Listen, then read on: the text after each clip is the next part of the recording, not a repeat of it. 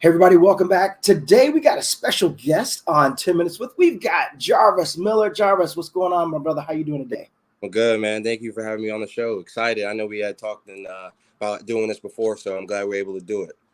Absolutely. So I was totally blown away. So Joe Greenhall added a heavyweight to the roster. Yeah. That's you. I mean, it was completely out of nowhere. So let's actually take a step back for those that may not be familiar. But first, I'll go ahead to ask you, how long have you known Mr. Greenhall? I've known Mr. Greenhall probably since I was about 6, 7 years old. I've been, for the people that don't know, I've been on the circuit for a long time when I was a junior, before I had to go to college. So, everyone in that karate world, I've known Mr. Greenhall since I was a child. So that relationship's always been there. So that was nothing new. Like I said, it probably surprised a lot of people for people that don't know me, but I've known Mr. Greenhall for a while. It is interesting that anyone who has been on Straight Up or works with Joe Greenhall has the most highest level of respect for him. They speak to him in such glowing ways, and you find people like yourself that have known him since you were young and into adulthood. You still have that tight bond. What would you describe to attribute it to that? What makes him so special? I just think it's the way he cares for his fighters. I think Mr. Greenhall is just genuine. He's crazy, as you know, but he's a great person. And like I said, I've known him since I was a child, and he's never changed. He's just a great person, and I got to know him since I was young till now. So, he hasn't changed much, still crazy, but I love him, same thing with Bailey and Brandon. So I've known them since Bailey was a young child, and me and Brandon were fighting in the circuit together. So I got close to Mr. G because I used to fight Straight Up guys when I was a junior. So just going back and forth with them and getting to really know Mr. G, great person, great individual. It's interesting because if you're not used to or you're not close to Mr. Greenhall, you may only know him from him coaching, yelling a lot. A lot of people hear him before they see him, but he really is a genuine, caring individual. I remember actually interviewing Brandon, and he said he had been with him since he's like 3 or 4, very young age, and he would not consider going to any other team, or his loyalty to him is just paramount. And I think that that's interesting. He's kind of kept this persona that he's brash and he's mean, he's loud, but really everybody really truly knows him that that's just really in front. That's what you see on the outside, right. But on the inside, he's a good person. He's one of the nicest people you ever meet. I swear. I promise you, he really is. Well, with that, so when did you start the martial arts? What age? I started martial arts at about 5 years old. My father, I come from a lineage, just black belts in my family. My father was a black belt, got me into karate before I could walk. And that was my first love, my first passion. I got my black belt by the time I was, 15, 16. I say 15. And then, I was been point fighting my whole life and been in martial arts since I could walk. So I've been doing this. The first thing I know, my first love.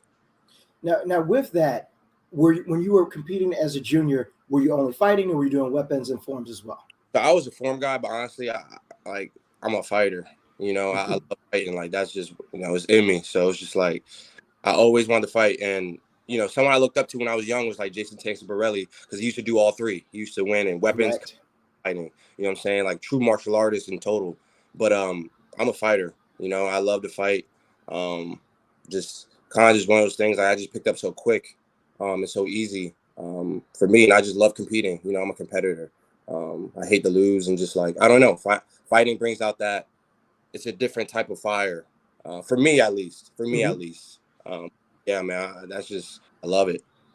It's interesting. You mentioned Jason Tanks Borelli, and Jason and I were teammates in a couple teams. It's interesting because seeing him at that age when he was just super talented. I remember going to some events and he would do 8, 9 divisions, and I'm like, how are you doing all this? He'd be doing weapons forms. He even did a soft style form. Yeah. And then of course there was fighting and team fighting and all this other stuff. And also Jeff Doss. These guys would come up and I'm like, yeah, I'm just gonna fight. I'm gonna be in this division right here. I know I got my one shot. I got to get to the whole division. And they would be like, okay, I got I got Japanese here. I got Korean here. I got soft style here. I've got this, that, and the other. Right. But those guys could go all day and they would just do it. So seeing that fire in people like that, I can relate to. And they do it at a high level, which is so exactly. You know what I mean? People don't understand. Kata takes a lot out of you. Yes. Man, then you got to go and fight, and then you got to do like they're doing it at such a high level and winning. I think people take that for granted. Like that's impressive. And you're from pretty much a hotbed. You're from originally from, if I remember, Connecticut. Yeah, so I'm from Connecticut. Yep. Connecticut. You had Crane going up there. You had Boston Taekwondo. Back in the day when I was first competing, you had Pedro, Donald, Ronald Brady, Johnny Guante, Jason Facey, Didi Baptista, all these guys from that one school that I essentially, and then you got New York, South, New York and New Jersey. So to come up and compete in that era, you had your work cut out for you. Most definitely. It's actually funny. I was just at Boston Taekwondo with Mr. Pina this past weekend. He is really good friends with my instructor. Obviously he has a great lineage of fighters that he produced, and they're kickers. You know what I mean? So, yes. Getting to work out with him and just I like cross training and learning different things from different people. I feel like that's what makes the great fighters great. Just taking bits and pieces from everyone and kind of making it in their own. But coming up in an era like that with all those guys, and like I said, I watched a lot of those guys. Like I knew my history. One thing about me, like I history of fighters and just like great fighters. Like Pedro, Mafia, all those guys from back in the day, the old school fighters. Because my dad was a fighter back in the day, so fighting in the 70s, fighting in the 80s, fighting in the 90s, like it was a different era of fighting. My dad grew up in bare knuckle, back then when what I'm saying. So Mr. Plowden, cup and a mouthpiece. That's it. Yeah, mouthpiece. They tape their hands to fight. So that's what my dad grew up in. So my dad just gave me a whole rundown of just history of martial arts. And growing up, I used to watch like Mr. Plowden, guys like that. What's his name? Billy Blanks, like big heavyweight. Dude named Kelly. He's a kicker. I forgot. I can't, name escapes me too. I you know what I'm talking about? Yes, I know you're talking about. I just can't call the name right now. Yeah, but like guys like that, like I know my history. Like those guys are pioneers. So just like I said, taking bits and pieces from everyone and trying to make it into my own. Well, with that, when did football enter the picture for you? So I didn't start playing football till like my eighth grade year, ninth grade, kind of in that transition. And I kind of picked up on that naturally. And like I said, martial arts, being physical already, that transition to football really wasn't hard. So I started playing football around that time, started taking it serious, started getting recruited. And then, it just happened. For me, it just happened, just, getting recruited. And then my junior year, I committed to Penn State on a full scholarship. And, from there, kind of just took off. So when you first started, because it's interesting because a lot of times, and you'll get this like in the skinny between plays and everything else, players that you see now that are quarterbacks, receivers, defense, and everything, they didn't start at that position. So when you started football, I usually play both sides of the ball, but what position did you really gravitate towards when you first started? I was a really good running back. Like I'm fast, super fast. Always been fast. So like when people saw me or see me now, like I'm all really big and got muscle and stuff. But back then I really wasn't that big. Same thing in karate. Like I was tall, but I wasn't muscle bound like that. So I was a running back, super fast. And then on defense, I like to hit. So I used to play safety. So in high school, they looked at my potential. They liked me more at defensive back. In high school, I played every position, to be honest. I played so many positions, but in college, I played defensive back, safety, and linebacker. But in high school, my first love was running back. Now, with that being said, when you get there and you start, as you mentioned, you start taking football seriously. Can you really actually pinpoint, because you might have to think about it before, but how did the martial arts help you with your talents in football? How did that transition over and give you an advantage? Just the physicality and competitive standpoint and mindset, like karate, especially in point fighting, one-on-one, and in football, it's a team sport, but you got to win your one-on-one. Right. One-on-one battles, like it's a bunch of guys on the field, 11 guys on the field, but everyone got to win their one-on-one. So just taking that mentality into football really wasn't anything new. I came from fighting and being physical, and like that's just my nature growing up. So playing football was nothing. I was so used to it, so it wasn't a big learning curve for me. For some people, playing football is like they're not physical, they lack physicality, or they lack that. Like it was an easy transition because I just came from martial arts. So it takes you to Penn State, where you're there for 4 years, and then eventually you end up with the Steelers. Yep. So give me a little bit of reflection on that time, both from college and from your professional endeavors. How, I mean, like, just take us through the ride. Like maybe first day you walk out on practice for Penn State, did you even think it could end up in the pros? Yeah. I'm the type of person, man. I was telling people since. I'm sorry. I was telling people since I was like in middle school, I was going to the NFL. Like I manifested everything in my life. When I got to Penn State, it just really just brought it more to my attention. Like this is why I'm here. And playing at a school like that, I play with first rounder on first rounder. Just playing with so many great players. I historically played with the best running back, best quarterback, best tight end in Penn State history. I won a Rose Bowl, Big Ten championship, Fiesta Bowl. I've seen the world. Played in every big stadium you can probably think of. I played in front of 110,000, 115,000 people on national TV. So it's just like I've experienced so many things from playing football.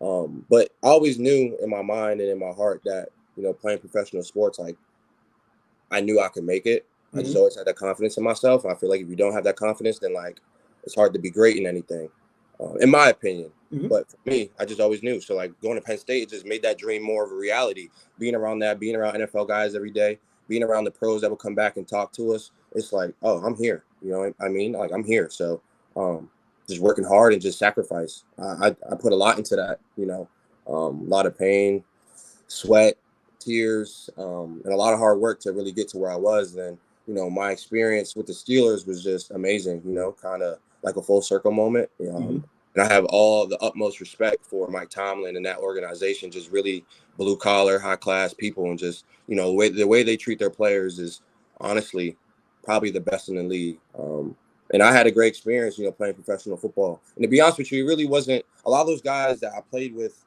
in the National Football League or even on the Steelers. Like I played against in college. So it's like, I played against him when he was at Wisconsin.